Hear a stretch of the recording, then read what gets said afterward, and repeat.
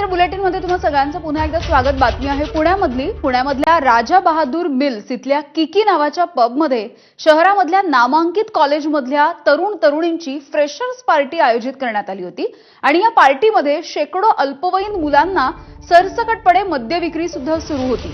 कुठलंही ओळखपत्र न बघता तसंच एंट्रीचे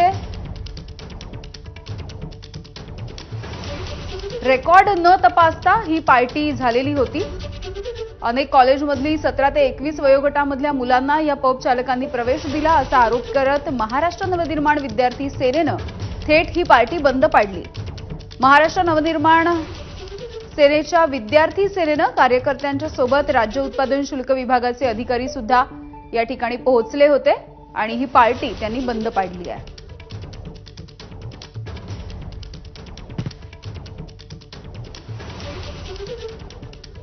त्या हॉटेलमध्ये त्या पार्टीचं कुठलंही रेकॉर्ड नाही। तिथे कुठल्याही लोकांचे आयडी न बघता, विद्यार्थ्यांचे आयडी न बघता त्या ठिकाणी त्यांना प्रवेश दिले जात होते। अल्पवयीन मुलांना तिथे सरसकट दारू दिली जात होती आणि ही सगळ्या गोष्टी आज आम्ही ओपन केलेल्या आहेत। आज त्या ठिकाणी पोलीस आणि एक्साईज प्रशासन त्या हॉटेलवरती कारवाई करते।